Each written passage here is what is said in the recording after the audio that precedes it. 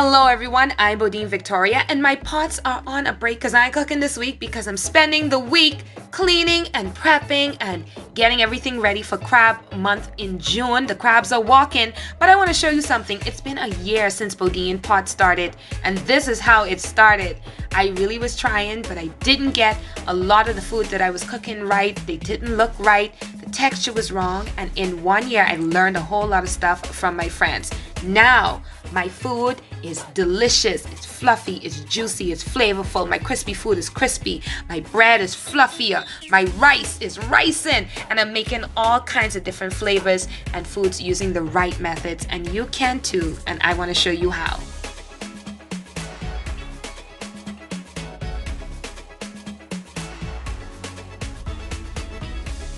I'm so excited!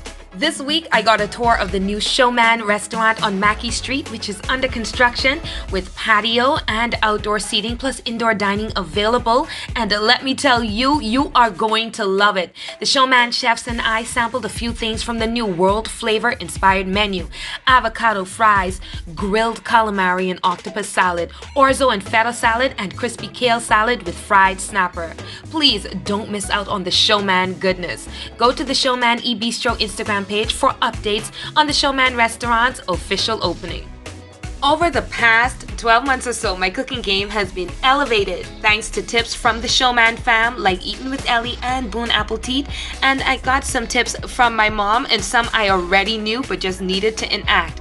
So here are my 5 simple tips to better Bahamian cooking. Tip number 1. Make some things in advance. Did you know that you can brown flour in large batches to make stew at any time? You can keep stew flour in the fridge for at least 2 weeks. I've kept mine for up to a month, but don't quote me on that. And if you do the same for things like garlic potatoes and fried fish, you can have a quick and delicious stew anytime you want without having to spend a lot of time prepping. If you enjoy sandwiches, caramelize some onions, roast some peppers, and saute some mushrooms, package them and eat them throughout the week. You can make quick pizzas, sandwiches, and sauces with little to no mess and just a few minutes of preparation. This video is from my Plantain Spelt recipe, and there's a link to show you how I made my food and other dishes like a pizza, a quesadilla, and more from this one recipe. Trust me, you can cut down on your cooking time by preparing in advance. Tip number 2. Marinate your meat and portion it. Listen, this new trend of pre-portioning and pre-packaging meat and vegetables is nothing new for my family or many Bahamians.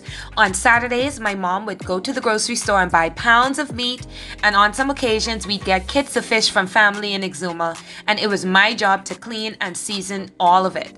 Some days I hated it because it took hours, but now it's a practice that I love.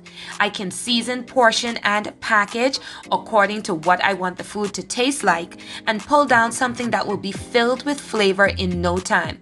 No one likes their meat to be fresh, and just the thought of having to wait for a respectable marination to sink in can be a bit discouraging. So save some time and money on that fast food budget by marinating your meat ahead of time. And you don't have to agree with me, but listen, please, let the meat come to room temperature before you cook it. For some scientific reason, cooking meat that is still cold or partially frozen makes the meat tough. Think about cooking meat, especially tougher cuts, like encouraging the meat to relax so that the juices can develop and stay in the meat.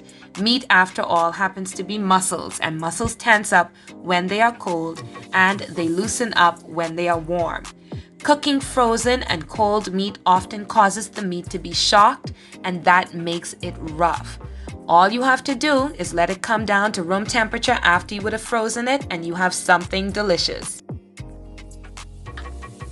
Tip number 3. Cut the meat into even sizes. So there's a trick to cooking meat. Cut the pieces up as evenly as possible.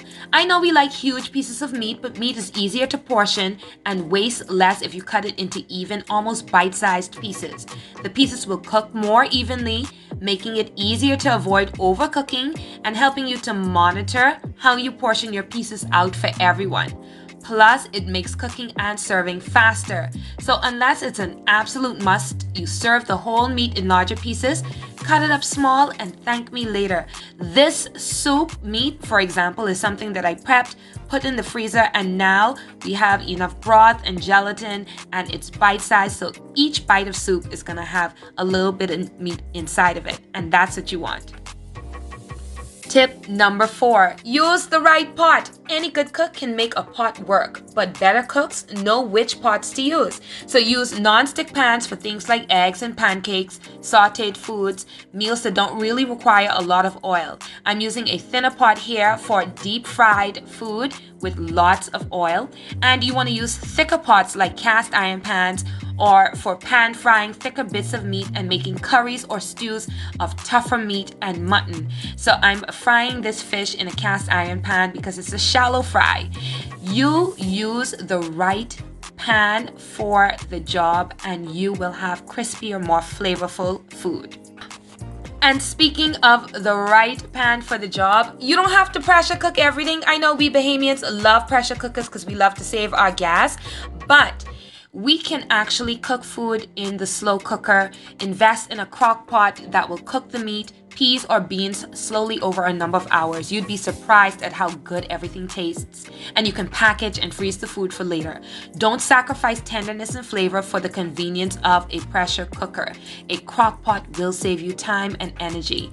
And this clip is from my oxtail recipe and from my pea soup recipe. Trust me, I know what I'm telling you to do.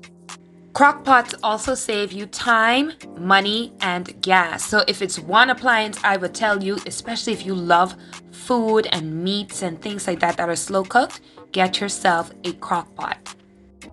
And that's it, guys. Those are my 5 simple tips for better cooking. Prep in advance, marinate and portion, cut your meat up evenly, use the right pot, and you don't have to pressure cook everything.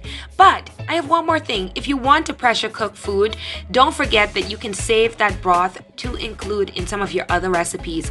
Just put it through a sieve and then put it in a jar. Let it cool and skim off the fat off the top, and you have broth that you can use in a soup or in rice. How perfect is that? Thank you so much for watching this episode of BodinePot. I hope that it was helpful. Thank you so much to our sponsor, Showman Eat Bistro. And don't forget, don't let any and everybody dig up in your pot.